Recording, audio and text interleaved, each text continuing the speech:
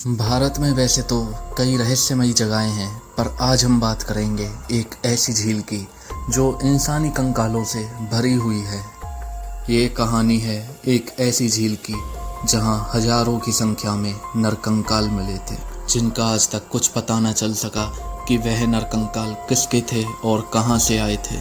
शोधकर्ताओं के लाख कोशिश करने पर भी वह किसी नतीजे तक नहीं पहुंच पा रहे थे। वैसे तो दुनिया में हिमालय एक राज बना हुआ है। हिमालय को पूरी तरह से आज तक कोई नहीं जान पाया। अब बात करते हैं 16,500 फीट की ऊंचाई पर बसी एक झील, जिसको नाम दिया गया रूपकुंड। उत्तराखंड के चमोली इलाके में बसा एक छोटा सा गांव जिसका नाम है लोहागंज, जहां से पैदल ट्रैकिंग करके 6 से 8 दिन में आप रूपकुंड के रूप को देख पाएंगे। पहली बार इन कंकालों को 1942 में एच के माधवल ने खोजा था। झीलों का नज़ारा आखिर किसे नहीं भाता है। गर्मियों की छुट्टी में अक्सर झील के किनारे बैठकर सुकून की तलाश करते लोग आपको दिख जाएंगे। लेकिन ज़रा सोचिए, अगर उसी झील में मछलियों की बजाय आपको नरकंकाल तैरते हुए दिखाई दे तो क्या होगा। जाहिर सी बात है कि आप डर जाओगे और वहाँ से बहुत दूर भाग जाओगे।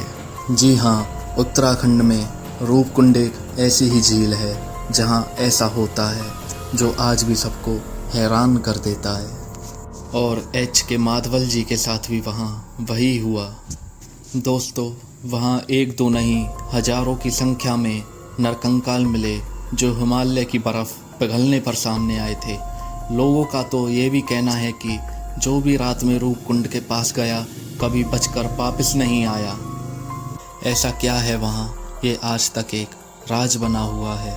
दोस्तों, वैसे तो इस झील के बारे में बहुत किस्से कहानियाँ हैं, पर एक कहानी जो सबसे प्रचलित है वो हम आपको बताते हैं, और जिस कहानी को वैज्ञानिकों ने भी माना है।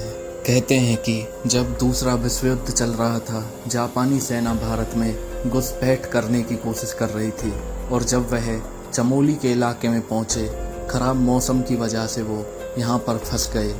तेज आंधी और तूफान में रास्ता न मिलने पर उन्होंने यहाँ दम तोड़ दिया।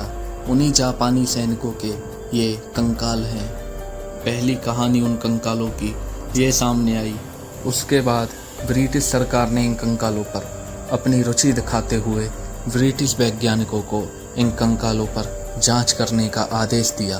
फिर छानबीन के दौरान पहली चीज़ ये सामने आई कि ये कंकाल सेकंड वर्ल्ड वॉर से भी पुराने हैं, जिससे जापानी सैनिकों वाली कहानी भी यहाँ पर गलत साबित होती दिख रही थी। फिर एक नई थ्योरी सामने आई कि कश्मीर के जनरल जोरावर सिंह, उनकी सेना यहाँ पर आई थी।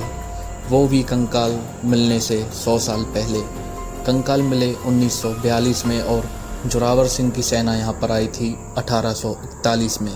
कहा जाता है कि तिब्बत युद्ध से लौटते वक्त जब वह चमोली से गुजर रहे थे तो उनकी सेना रास्ता भटक गई।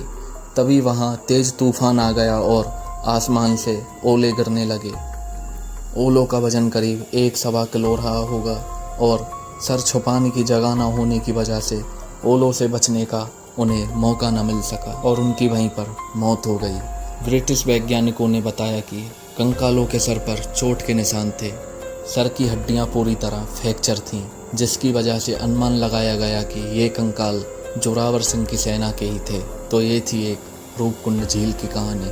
आपको बता दें कि आज तक कोई भी इन कंकालों का पुख्ता सबूत न मिल सका।